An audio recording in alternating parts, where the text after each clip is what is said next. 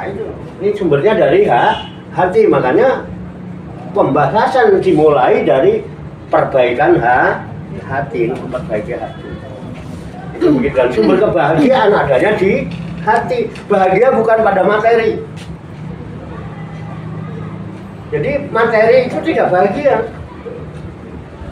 Materi itu seneng. Dapat duit banyak itu seneng apa bahagia? Seneng. Dan tidak menjamin punya uang banyak itu bahagia. Banyak orang susah itu gara-gara uang banyak.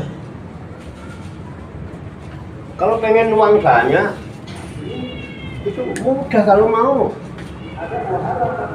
Kita bisa niru Nabi Sulaiman. Nabi Sulaiman itu luar biasa ya. Kalau mau pengen uang banyak, harta banyak, punya pangkat tinggi, kedudukan yang mulia, tiru Nabi Sulaiman. Jangan niru Qarun.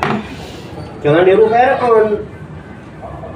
Fir'aun itu penguasa, kaya raya, tapi nggak bahagia dia. Ya kan? Qarun tuh kaya raya, tapi nggak bahagia. Tapi kalau pengen kita punya kedudukan tinggi, kaya raya, ya kan? Punya tanah, niru Sulaiman.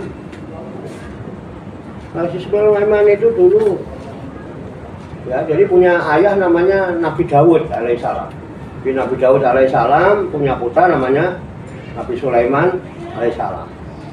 Karena suatu hari Nabi Daud menawarkan kepada putranya, "Wahai Sulaiman, kamu pilih ya, kamu kepengen jadi raja. Kalau kamu mau jadi raja, silakan gantikan tahta ayah, duduki tahta ayah. Kamu yang gantikan aku jadi raja.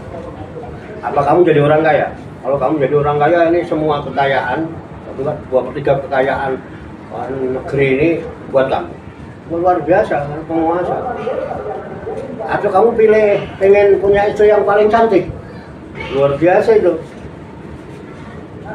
Pilih itu, semua wanita-wanita di Asia Arab ini yang paling cantik engkau jadikan istrimu. Atau kamu pilih ilmu.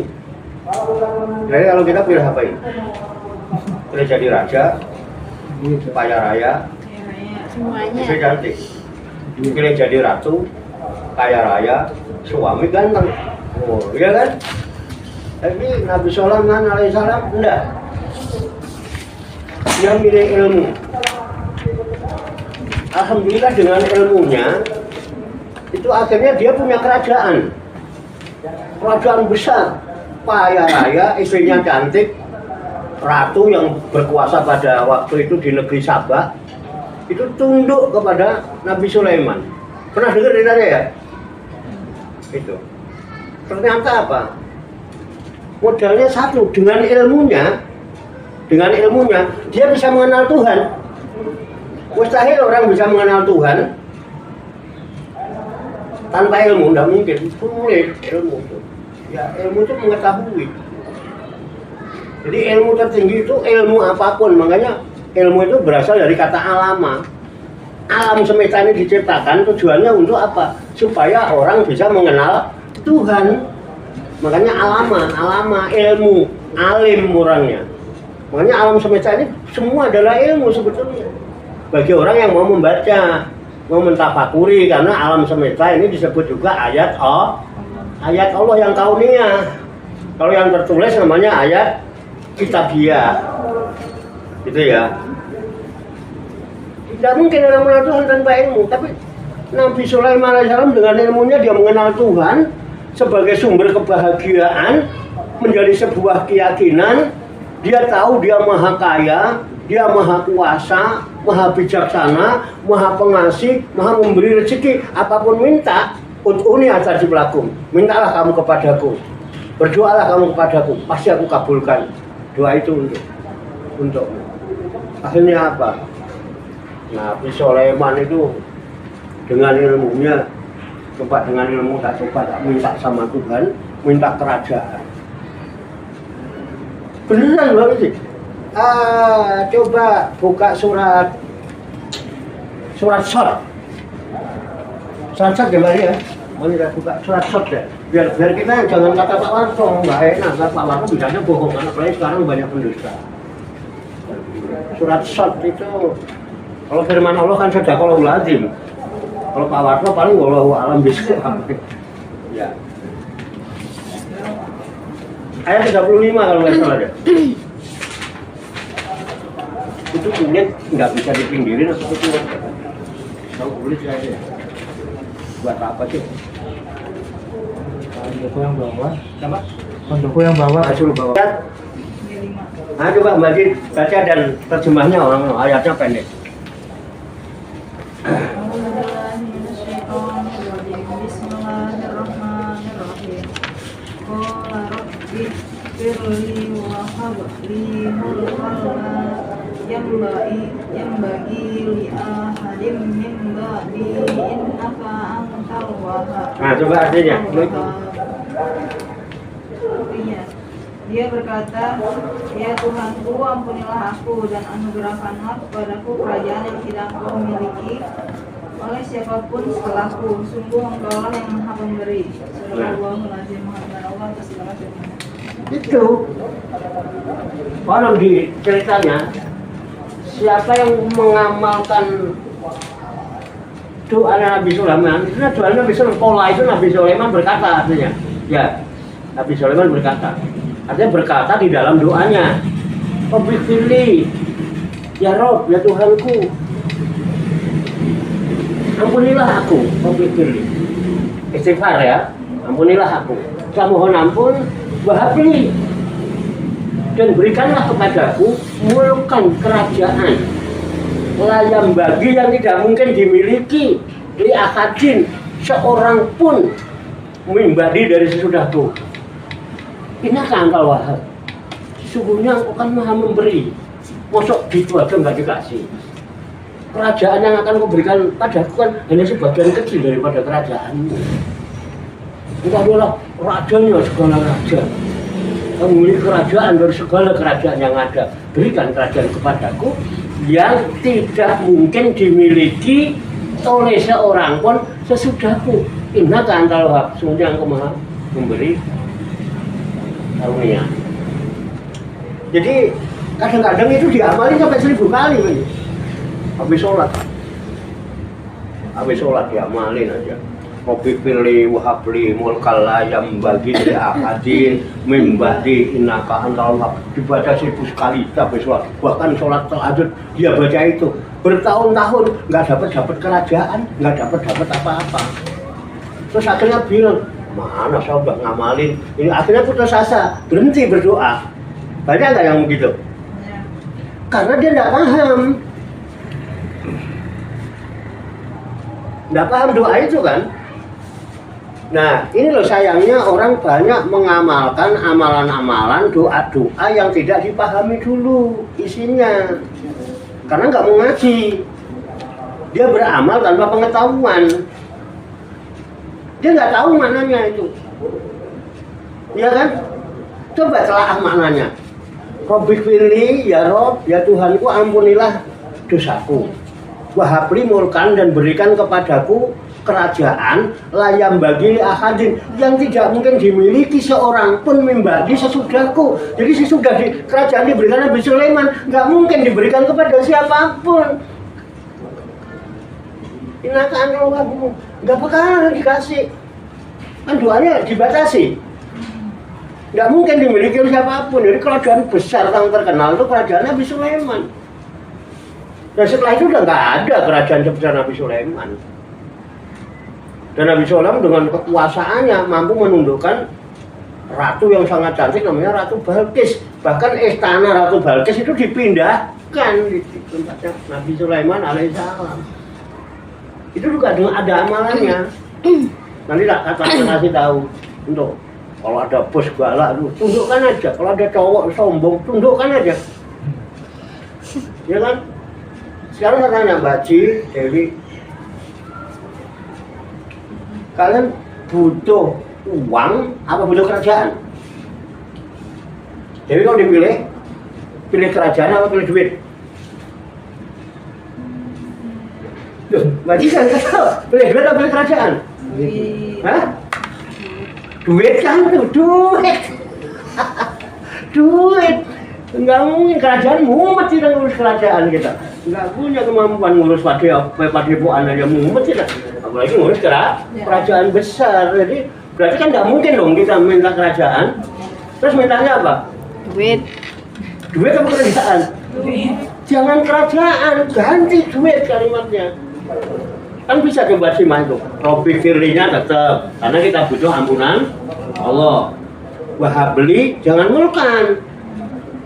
Wahabli fulusan. Apa fulus?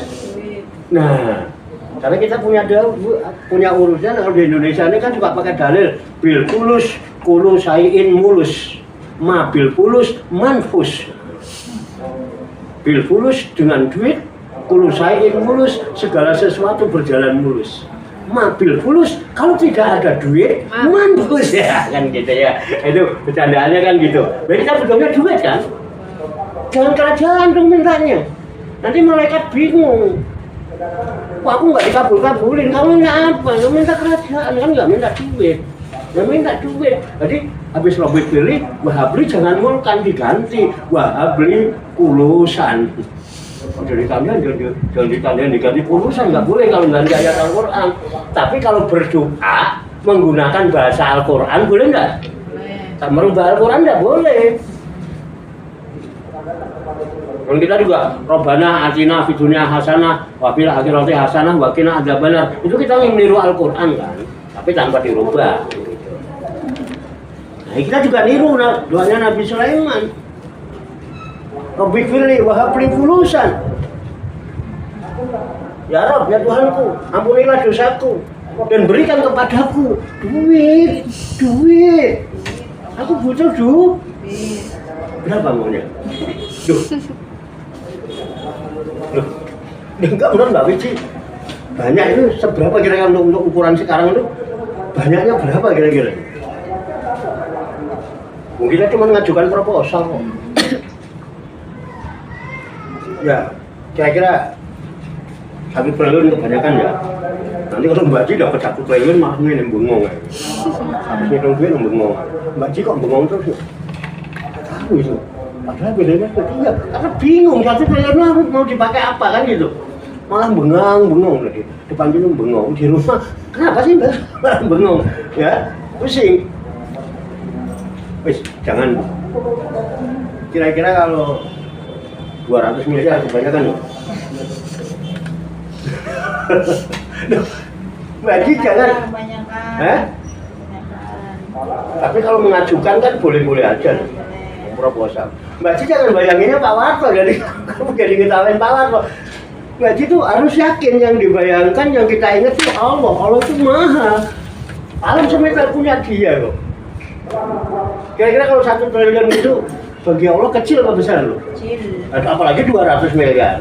Nggak apa-apa lah. Mau mengajukan proposal 200 miliar, setuju nggak?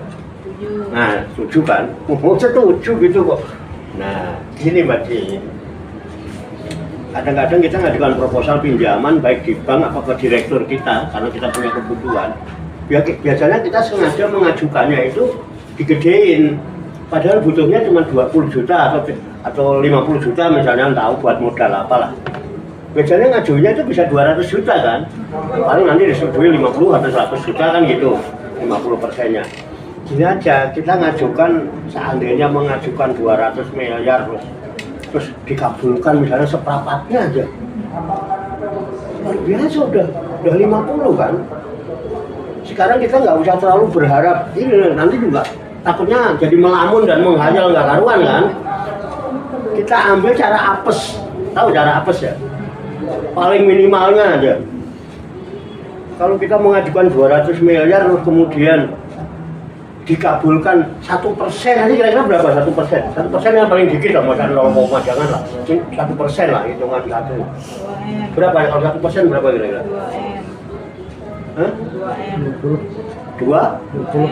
2M ya? Pintar ngitung duit itu. Langsung gak pakai kalkulator langsung jawabnya 2M. Cukup gak 2M lalu? Cukup ya? Alhamdulillah. Ya logika saya juga begitu. Dikabulin ya, kenapa saya pilihkan 200 miliar? Kalau dikabulin 1% itu cukup.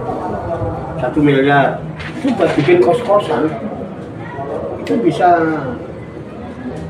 bisa 20 kamar loh. 1 M bisa lah. Kalau satu kamar itu ukuran 30, nggak sampai 30. Kamar itu ukuran 3 kali 4 sudah besar, sudah ada kamar mandinya. Baru masih ya 3 kos-kosan nggak ada kamar mandinya. Nah, kita bikin yang rada lek dikit ya 3 kali 5. Jadi kamar kemudian kamar mandi di dalam misalnya kan. Itu 3 kali 5, itu 15 meter.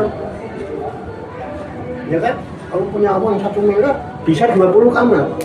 Itu ada nggak usah tingkat, kalau tingkat malah banyak. Kalau tingkat kan nggak butuh tanah luas. Taruhlah kita nggak tingkat, sehingga motor bisa dimasukin apa. Itu bisa 20 kamar. Coba sekarang kos-kosan, kalau kita kos kuliah, kos itu 1 kamar berapa itu? 500 ya? 600 apa? 700 coba. Hari di Malang 700. Di Malang aja 700, bagaimana di Jakarta? Taruhlah 700 kali 20 kamar 14 juta Maci. 1 bulan. 1 bulan kipas 14 juta. Di atas UMP itu. Manajer aja paling berapa? Paling 10 juta nggak nyampe ya? 7 jutaan lah. 7-8 juta lah. UMP itu 4 juta sekian. Udah lumayan kan, nyantai, masih sisa 1 M. Kita bikin rumah pribadi, Maci. Itu sudah ada tamannya di depan, yakin udah ada taman itu. Kita bisa bikin kolam renang lah di situ. Paling habis sekitar 400-an juta lah. Kalau rumah pribadi ya kita kan nggak terlalu besar, paling kamar paling banyak 3. Barangkali nanti papa sama mama datang mau nginep ada tempat, ya kan? Dewi sama suaminya nginep ada tempat. Yang mau 2 miliar Dewi apa Mbak Ji? Tapi yang jawab Mbak Ji terus ya. Jadi yang nginep Dewi sama suaminya bawa anak, ya kan? Ada 1 kamar, kan lumayan lah. Sendiri 1 kamar, nanti ada kamar pembantu 1. Cukup itu gede sudah. Nggak sampai 100 meter itu. 3 kamar itu ada taman, taruhlah 200 meter. Itu taruh habis 400 juta. Masih sisa 500 juta. Beli mobil yang agak bagus kali lah, harga berapa mau nyampe situ. Kita kan mau ngajukan proposal kan harus punya program. Jadi waktu dapat 2 miliar itu nggak bengong gini karena sudah punya program. Jadi nanti kalau program ada, uang datang udah sesuai planning. Bikin rumah pribadi dulu sama kos-kosan, udah baru nanti mobil nyusul kan gitu. Ini bahasa bahagia apa bahasa senang ya? Yes. Hah? Ya itu. Ya urusannya dengan bahagia dalam hati, senang dengan bilqulubi wal abdan. Yang berkaitan dengan hati dan badan. Badan itu materi kesenangan, dan dengan wasilah kesenangan itu hati menjadi adem, ayem, tentrem, damai. Inilah sumber kebahagiaan. Loh, nyambung nggak? Ini dulu kan sumbernya Al-Quran. Wah, udah pernah dengar kiai ceramah gini belum? Pasti belum bagi itu. Ya kan? Jadi gitu. Nah, nanti misalnya beli mobil 200 juta, udah lumayan lah. Orang itu kredit aja paling 300. Itu sudah Avanza, Innova udah dapat lah itu. Udah bagus lah. Nah, kalau saya ngobrol-ngobrol sama Grab, cicilannya Pak 3 juta. Itu kan kita beli cash. 200 kan, taruh sisa 400 juta taruh di situ. Kalau kita nggak mau putar, nggak mau capek ya, itu di situ. Kira-kira bunganya berapa kalau di situ 400 juta Pak? Kan sama biasa ekonomi ya, sarjana ekonomi kan tahu lah masalah ekonomi. Berapa persen kan deposito? Berapa? Hah? Berapa? Taruh sebulan sekali itu ada berapa? 10%. 10% kali 400 juta itu berapa? 40 juta. Ya. 40 juta tiap bulan kan? Bulan. Ya?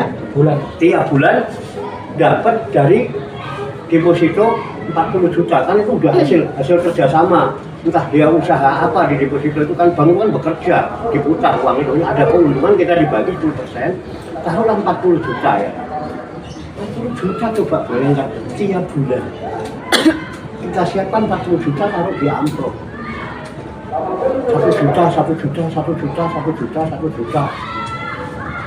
Tiap RT 40 pintu yang kaum duafa dan anak yatim kita kasih. Bahagia nggak kira-kira kita? Ya. Nggak usah dipoto-foto, nggak apa-apa, diam-diam aja, jangan sampai ketahuan tetangga kalau perlu tiap bulan kita kasih. Atau kalau ada anak yatim yang orang tuanya susah, sekolahnya kita biayain tiap bulan 1 juta. Asik kan tuh? 40 coba bayangkan. Videonya hasanah nggak? Wabil akhirati? Hasanah. Wakina? Udah beres. Amalin itu 1000 kali baca. Udah hafal kan? Apa coba? Berapa? 200 juta. Kalau minta sama Allah harus jelas. Jadi nanti nggak merasa kecewa. 200 juta ya? Misal. Jadi gini doanya mal. Ini serius ini. Serius. Robik firli wahabli fulusan mi'atai milyari rubiatan. Rupiah apa dolar? Iya. Nah, rubiatan inakan atau wahab. Nah, ada terus 1000 kali. Atau kalau nggak langsung dalam keadaan apa mau tidur ini kalau belum bisa tidur. Robik firli wahabli fulusan mi'atai milyari rubiatan inakan atau wahab. Robik firli wahabli fulusan mi'atai milyari rubiatan innaka antal wahhab. Itu makanya kata orang-orang sini, Pak Warno mah duitnya nggak ada sharingnya katanya begitu. Padahal saya belum ngamalin, cuma saya sudah ngasih amalan gitu. Jadi yang penting murid saya kalau sukses, saya nggak takut susah. Kalau murid-murid saya semua sukses, banyak duit, saya nggak akan takut lapar. Karena mereka pasti nggak tega ngeliat bunyinya lapar, betul nggak? Jadi Pak Warno nggak perlu. Tapi dengan memberi ini kan otomatis berdoa saya. Bahkan saya sudah berdoa duluan sebelum baci kan gitu. Nah iya, kabul. Ada ya? Oh jadi ini. Nah maka sumbernya tetap di hati. Tapi kan kita sudah punya dalam hati karena sudah baik. Kalau nanti punya uang, bikin kos-kosan, punya mobil, rumah, kemudian tiap bulan kita membiayai anak-anak yatim, kaum duafa, itu pasti Allah senang. Makanya karena apa? Hatinya baik. Makanya panab jauh bi islahil qulubi fa inaman bau kuli ihsanin wa kuli ismin wa utwanin. Kita jangan ambil kulu ismin dan utwannya, tapi kulu ihsan, kebaikan daripada hati itu.